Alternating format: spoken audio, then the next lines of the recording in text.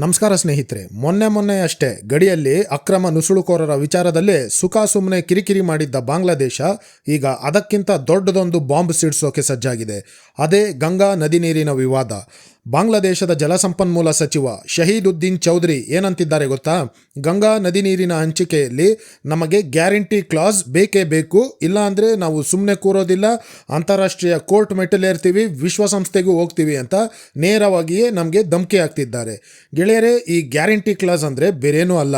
ನಿಮ್ಮಲ್ಲಿ ಮಳೆಯಾಗಲಿ ಬಿಡಲಿ, ಬರಗಾಲವೇ ಇರಲಿ, ನಮಗೆ ಮಾತ್ರ ಇಷ್ಟು ನೀರು ಬಿಡಬೇಕಂದ್ರೆ ಬಿಡಲೇಬೇಕು ಅನ್ನೋ ಹಠ.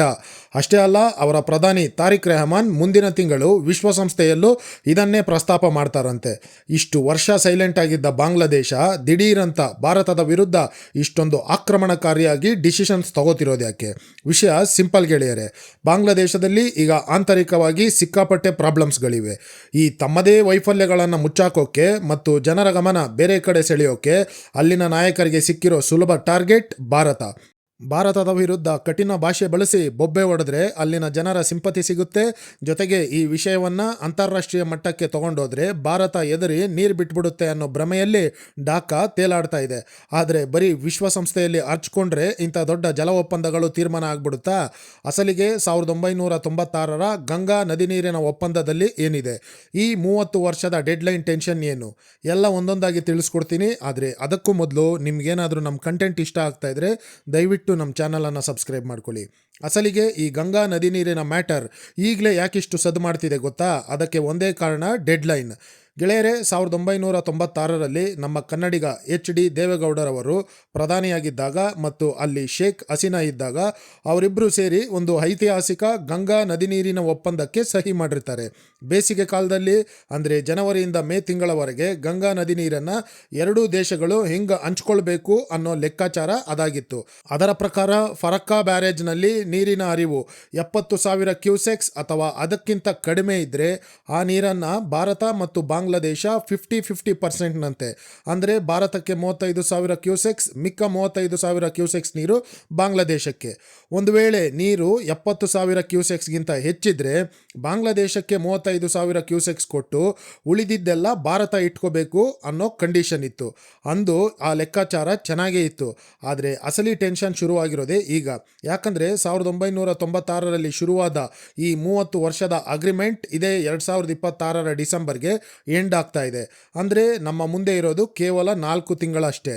ಬಾಂಗ್ಲಾದೇಶದವರು ನಮಗೆ ಹಳೆ ಲೆಕ್ಕ ಬೇಡ, ನಮಗೆ ಇಂತಿಷ್ಟು ನೀರು ಕೊಟ್ಟೇ ಕೊಡ್ತೀವಿ ಅನ್ನೋ ಗ್ಯಾರಂಟಿ ಕೊಡಿ ಅಂತ ಹಠ ಹಿಡಿದಿದ್ದಾರೆ. ಆದರೆ ನಮ್ಮ ಭಾರತದ ಪರಿಸ್ಥಿತಿ 30 ವರ್ಷದ ಹಿಂದಿನ ಥರನೇ ಇದೆಯಾ? ಮಳೆ ಇಲ್ಲ, ಹವಾಮಾನ ಬದಲಾಗಿದೆ, ನಮ್ಮ ರೈತರಿಗೆ ನೀರಿಲ್ಲ. ಹೀಗಿರುವಾಗ ಗ್ಯಾರಂಟಿ ಕೊಡೋಕೆ ಹೇಗೆ ಸಾಧ್ಯ? ಇನ್ನು ನಾನು ಇವಾಗ ತಾನೇ ಹೇಳ್ದಂಗೆ ಈ ಜಗಳಕ್ಕೆ ಅಸಲಿ ಕಾರಣ ಆಗಿರೋದೇ ಫರಕ್ಕಾ ಬ್ಯಾರೇಜ್. ಪಶ್ಚಿಮ ಬಂಗಾಳದಲ್ಲಿ ಗಂಗಾ ನದಿಗೆ ಅಡ್ಡಲಾಗಿ ಕಟ್ಟಿರೋ ಈ ಅಣೆಕಟ್ಟು ಭಾರತಕ್ಕೆ ಒಂದು ಲೈಫ್ ಲೈನ್ ಇದ್ದ ಹಾಗೆ. ಯಾಕಂದರೆ ಕೋಲ್ಕತಾ ಬಂದರು ಹೂಳು ತುಂಬಿ ಮುಚ್ಚೋಗಬಾರ್ದು ಅನ್ನೋ ಒಂದೇ ಕಾರಣಕ್ಕೆ 1975ರಲ್ಲಿ ಭಾರತ ಈ ಬ್ಯಾರೇಜ್ ಕಟ್ಟಿ ಗಂಗಾ ನದಿಯಿಂದ ಬರೋಬ್ಬರಿ 40,000 ಕ್ಯೂಸೆಕ್ಸ್ ನೀರನ್ನು ಹೂಗ್ಲಿ ನದಿಗೆ ತಿರುಗಿಸುತ್ತೆ. ಇದಿಲ್ಲ ಅಂದಿದ್ರೆ ಕಲ್ಕತ್ತಾ ಪೋರ್ಟ್ ಕತೆ ಯಾವತ್ತೋ ಮುಗಿದೋಗಿರೋದು. ನಮ್ಮ ಪೂರ್ವ ಕರಾವಳಿಯ ಆರ್ಥಿಕತೆಗೂ ದೊಡ್ಡ ಪೆಟ್ಟು ಬೀಳ್ತಾ ಇತ್ತು. ಆದರೆ ನಮಗೆ ಲೈಫ್ ಲೈನ್ ಆಗಿರೋ ಇದೇ ಫರಕ್ಕಾ ಬ್ಯಾರೇಜ್ ಬಾಂಗ್ಲಾದೇಶಕ್ಕೆ ಒಂದು ಸಾವಿನ ಕುಣಿಕೆ ಆಗಿಬಿಟ್ಟಿದೆ ಅಂತ ಅವರು ಬಾಯಿ ಬಡ್ಕೊಳ್ತಿದ್ದಾರೆ. ಅವರ ಕಂಪ್ಲೇಂಟ್ ಏನಂದರೆ, ಬೇಸಿಗೆಯಲ್ಲಿ ನೀವೇ 40,000 ಕ್ಯೂಸೆಕ್ಸ್ ನೀರನ್ನು ನಿಮ್ಮ ಪೋರ್ಟ್ ಕಡೆಗೆ ತಿರುಗಿಸ್ಕೊಂಡ್ರೆ ನಮಗೆ ನೀರೆಲ್ಲಿಂದ ಬರಬೇಕು? ಇದರಿಂದ ನಮ್ಮ ಕೃಷಿ ನಾಶ ಆಗ್ತಾ ಇದೆ, ಮೀನುಗಾರಿಕೆ ಹಾಳಾಗ್ತಾ ಇದೆ, ನಿಮ್ಮ ಪೋರ್ಟ್ ಉಳಿಸ್ಕೊಳ್ಳೋಕೆ ನಮ್ಮ ರೈತರನ್ನ ಯಾಕೆ ಬಲಿ ಕೊಡ್ತಿದ್ದೀರಾ ಅಂತ. ಅಲ್ಲ ಸ್ವಾಮಿ, ಅಗ್ರಿಮೆಂಟ್ ಪ್ರಕಾರ ಅವರಿಗೆ ಬಿಡಬೇಕಾಗಿದ್ದ ನೀರನ್ನು ಬಿಟ್ಟ ಮೇಲೂ ನಮಗೆ ನೀರು ಸಾಲ್ತಿಲ್ಲ ಅಂದರೆ ನಾವೇನು ಮಾಡೋಕ್ಕಾಗುತ್ತೆ ಹೇಳಿ? ಆದರೆ ಗೆಳೆಯರೇ, ನಿಮಗೊಂದು ಮ್ಯಾಟ್ರ್ ಗೊತ್ತಿರಲಿ. ಈ ಒಪ್ಪಂದನ ಸುಲಭವಾಗಿ ಮುಗಿಸೋಕೆ ಭಾರತದ ಕೇಂದ್ರ ಸರ್ಕಾರಕ್ಕೆ ಬಾಂಗ್ಲಾದೇಶಕ್ಕಿಂತ ದೊಡ್ಡ ತಲೆನೋವಾಗಿರೋದು ನಮ್ಮದೇ ದೇಶದ ಒಳಗಿರೋ 2 ರಾಜ್ಯಗಳು. ಅದು ಹೆಂಗಂತೀರಾ? ಭಾರತದಲ್ಲಿ ನದಿ ನೀರನ್ನೋದು ಕೇವಲ ರಾಜಕೀಯ ತಿಕ್ಕಾಟದ ವಿಷಯವಲ್ಲ, ಅದೊಂದು ಬಲವಾದ ಸಂವಿಧಾನಿಕ ಹಕ್ಕು. ನಮ್ಮ ಭಾರತದ ಸಂವಿಧಾನದ 7ನೇ ಶೆಡ್ಯೂಲ್ನ ಸ್ಟೇಟ್ ಲಿಸ್ಟ್ ಪ್ರಕಾರ ನೀರು ಅನ್ನೋದು ಸಂಪೂರ್ಣವಾಗಿ ರಾಜ್ಯ ಸರ್ಕಾರದ ಅಧೀನಕ್ಕೆ ಬರೋ ವಿಷಯ. ಅಂದರೆ ಕೇಂದ್ರ ಸರ್ಕಾರ ಏಕಾಏಕಿ ಏಕಪಕ್ಷೀಯವಾಗಿ ಅಂತಾರಾಷ್ಟ್ರೀಯ ಒಪ್ಪಂದಕ್ಕೆ ಸಹಿ ಹಾಕಿ ಬಾಂಗ್ಲಾದೇಶಕ್ಕೆ ನದಿ ನೀರನ್ನ ಬಿಟ್ಕೊಡೋಕೆ ಬರೋದಿಲ್ಲ. ಒಂದ್ ಕಡೆ ಪಶ್ಚಿಮ ಬಂಗಾಳದವರ ವಾದ ಏನಂದ್ರೆ, ನಮ್ಮ ರಾಜ್ಯದಲ್ಲೇ ನೀರಿನ ಕೊರತೆ ಇದೆ, ನಮ್ಮ ರೈತರಿಗೆ ನಮ್ಮ ಪೋರ್ಟ್ಗೆ ಮೊದಲು ನೀರು ಬೇಕು, ಹೀಗಿರುವಾಗ ನಮ್ಮ ಹಕ್ಕಿನ ನೀರನ್ನ ಬಾಂಗ್ಲಾಗೆ ಬಿಟ್ಕೊಡೋಕೆ ಚಾನ್ಸೇ ಇಲ್ಲ ಅಂತ ಹೇಳ್ತಿದ್ದಾರೆ.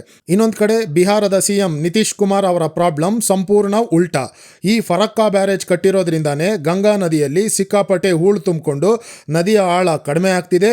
ಇದರಿಂದ ಮಳೆಗಾಲದಲ್ಲಿ ಬಿಹಾರದಲ್ಲಿ ಭೀಕರ ಪ್ರವಾಹ ಬರ್ತಿದೆ. ಅದಕ್ಕೆ ಬಿಹಾರದವರು ಫರಕ್ಕಾ ಬ್ಯಾರೇಜ್ನೇ ತೆಗೆದಾಕಿ ಅಥವಾ ಅದರ ಡಿಸೈನ್ ಚೇಂಜ್ ಮಾಡಿ ಅಂತ ಕೂತಿದ್ದಾರೆ.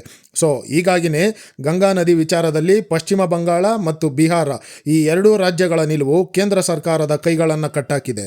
ಆದರೆ ಗೆಳೆಯರೇ, ಈ ಇಡೀ ಗಲಾಟೆಯ ಮಧ್ಯೆ ಅಸಲಿ ವಿಲನ್ ಚೈನಾ ಎಂಟ್ರಿ ಕೊಡ್ತಿದೆ. ಭಾರತ ಮತ್ತು ಬಾಂಗ್ಲಾದೇಶದ ನಡುವೆ ಒಟ್ಟು 54 ನದಿಗಳಿವೆ.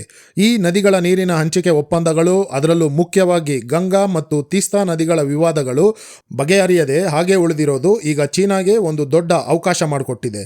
ಬಾಂಗ್ಲಾದೇಶ ಇತ್ತೀಚೆಗೆ ಬೀಜಿಂಗ್ನ ಸಹಾಯದಿಂದ ತೀಸ್ತಾ ರಿವರ್ ಮ್ಯಾನೇಜ್ಮೆಂಟ್ ಪ್ರಾಜೆಕ್ಟ್ ಅನ್ನ ಜಾರಿಗೆ ತರಲು ಮುಂದಾಗಿದೆ. ಸುಮಾರು $1 ಬಿಲಿಯನ್ ವೆಚ್ಚದ ಈ ಬೃಹತ್ ಯೋಜನೆಯಲ್ಲಿ ನದಿಯ ಹೂಳೆತ್ತೋದು, ಬೃಹತ್ ಅಣೆಕಟ್ಟುಗಳನ್ನು ಕಟ್ಟೋದು ಮತ್ತು ನದಿ ಪಾತ್ರದಲ್ಲಿ ಹೊಸ ರಸ್ತೆಗಳನ್ನು ನಿರ್ಮಿಸೋದು ಕೂಡ ಇದರಲ್ಲಿ ಸೇರಿದೆ. ಬಾಂಗ್ಲಾದೇಶದ ಪ್ರಸ್ತುತ ಪ್ರಧಾನಿ ತಾರಿಕ್ ರೆಹಮಾನ್ ಈ ತೀಸ್ತಾ ಯೋಜನೆಯನ್ನ ರಾಷ್ಟ್ರೀಯ ಆದ್ಯತೆ ಅಂತ ಕರೆದು ಯಾವುದೇ ಬೆಲೆ ತೆತ್ತಾದರೂ ಇದನ್ನು ಜಾರಿಗೊಳಿಸ್ತೀವಿ ಅಂತ ಚೀನಾಗೆ ಗ್ರೀನ್ ಸಿಗ್ನಲ್ ಕೊಟ್ಟಿದ್ದಾರೆ. ಇದೇ ಜೂನ್ ತಿಂಗಳಲ್ಲಿ ರೆಹಮಾನ್ ಬೀಜಿಂಗ್ಗೆ ಹೋದಾಗ ಅಲ್ಲಿ ಚೀನಾ ಈ ಪ್ರಾಜೆಕ್ಟ್ಗೆ ಸಂಪೂರ್ಣ ಬೆಂಬಲ ಕೊಡ್ತೀವಿ ಅಂತ ಭರವಸೆ ಕೊಟ್ಟು ಒಂದರ ಹಿಂದೊಂದು MOUಗಳಿಗೆ ಸೈನ್ ಹಾಕಿದೆ. ಆದರೆ ಇಲ್ಲಿ ಅಸಲಿ ಡೇಂಜರ್ ಇರೋದು ನೀರಿಗಲ್ಲ ಸ್ನೇಹಿತರೆ, ನಮ್ಮ ದೇಶದ ಭದ್ರತೆಗೆ. ಯಾಕಂದರೆ ಈ ಚೀನಾದವರು ಪ್ರಾಜೆಕ್ಟ್ ಮಾಡ್ತಾ ಇರೋ ಜಾಗ ಭಾರತದ ಅತಿ ಸೂಕ್ಷ್ಮ ಪ್ರದೇಶವಾದ ಸಿಲಿಗುರಿ ಕಾರಿಡಾರ್ನಿಂದ ಬರೀ 10ರಿಂದ 12 ಕಿಲೋಮೀಟರ್ ದೂರದಲ್ಲಿದೆ. ಅಂದರೆ ನದಿ ಅಭಿವೃದ್ಧಿ ನೆಪದಲ್ಲಿ ಸಾವಿರಾರು ಚೀನಿ ಇಂಜಿನಿಯರ್ಗಳು, ಚೀನಿ ಸೇನೆಯ ಬೆಂಬಲ ಇರೋ ಕಂಪನಿಗಳು ಬಂದು ನಮ್ಮ ಗಡಿಯ ಪಕ್ಕದಲ್ಲೇ ಟೆಂಟ್ ಹಾಕಿ ಕೂರ್ತಾರೆ. ಇದನ್ನ ಭಾರತ ಸುಮ್ಮನೆ ನೋಡ್ಕೊಂಡು ಕೂರಕ್ಕಾಗುತ್ತಾ? ಖಂಡಿತ ಇಲ್ಲ. ಹಾಗಾಗಿನೇ ಇದೇ ಜುಲೈ ತಿಂಗಳಲ್ಲಿ ನಮ್ಮ ವಿದೇಶಾಂಗ ಸಚಿವಾಲಯ ಢಾಕಾಗೆ ಒಂದು ಖಡಕ್ ಎಚ್ಚರಿಕೆ ಕೊಟ್ಟಿದೆ. ತೀಸ್ತಾ ವಿಚಾರದಲ್ಲಿ ಏನೆಲ್ಲ ಕುತಂತ್ರಗಳಾಗ್ತಾ ಇದೆ ಅನ್ನೋದನ್ನ ನಾವು ಸೂಕ್ಷ್ಮವಾಗಿ ಗಮನಿಸ್ತಿದ್ದೀವಿ, ಅದಕ್ಕೆ ತಕ್ಕಂತೆ ನಮ್ಮ ಮುಂದಿನ ಹೆಜ್ಜೆ ಇಡ್ತೀವಿ ಅಂತ ನೇರವಾಗಿಯೇ ತಿರುಗೇಟ್ ಕೊಟ್ಟಿದ್ದಾರೆ. ನೋಡಿದ್ರಾ ಈ ಬಾಂಗ್ಲಾದೇಶದವರು ನಮ್ಮ ಫ್ರೆಂಡ್ಶಿಪ್ನ ಹೆಂಗ್ ಮಿಸ್ಯೂಸ್ ಮಾಡ್ಕೊತಿದ್ದಾರೆ ಅಂತ. ಒಂದು ಕಡೆ ಗಂಗಾ ನದಿ ನೀರಿಗಾಗಿ ವಿಶ್ವಸಂಸ್ಥೆಗೆ ಹೋಗ್ತೀವಿ ಅಂತ ಬೆದರಿಸ್ತಾರೆ, ಇನ್ನೊಂದು ಕಡೆ ತೀಸ್ತಾ ನದಿಗೆ ಚೀನಾನ ಕರ್ಕೊಂಡು ಬರ್ತಾರೆ. ಆದರೆ ಈ ಬಾರಿ ನಮ್ಮ ಭಾರತ ಸರ್ಕಾರ ಸುಲಭವಾಗಿ ಬಗ್ಗೋ ಲಕ್ಷಣಗಳಂತೂ ಕಾಣಿಸ್ತಿಲ್ಲ. ಗಂಗಾ ಮತ್ತು ತೀಸ್ತಾ ವಿಚಾರದಲ್ಲಿ ಬಾಂಗ್ಲಾದೇಶ ಮತ್ತು ಚೀನಾಗೆ ಭಾರತ ಯಾವ ರೇಂಜ್ಗೆ ಮಾಸ್ಟರ್ ಸ್ಟ್ರೋಕ್ ಕೊಡುತ್ತೆ ಅನ್ನೋದನ್ನ ಕಾದು ನೋಡಬೇಕಿದೆ. ಗೆಳೆಯರೇ, ಹೋಗೋಕ್ಕೂ ಮುಂಚೆ ನಂದೊಂದು ಪ್ರಶ್ನೆ. ನಮ್ಮದೇ ಪಶ್ಚಿಮ ಬಂಗಾಳ ಬಿಹಾರದ ರೈತರನ್ನ ಉಳಿಸೋದು ಮುಖ್ಯನಾ ಅಥವಾ ಚೀನಾನ ದೂರ ಇಡೋಕೆ ಬಾಂಗ್ಲಾಗೆ ನೀರು ಬಿಟ್ಕೊಡೋದು ಮುಖ್ಯನಾ? ನೀವೇನಂತೀರಾ? ಕೆಳಗಡೆ ಕಮೆಂಟ್ ಮಾಡಿ. ಮುಂದಿನ ವಿಡಿಯೋದಲ್ಲಿ ಸಿಗ್ತೀನಿ. ಜೈ ಹಿಂದ್.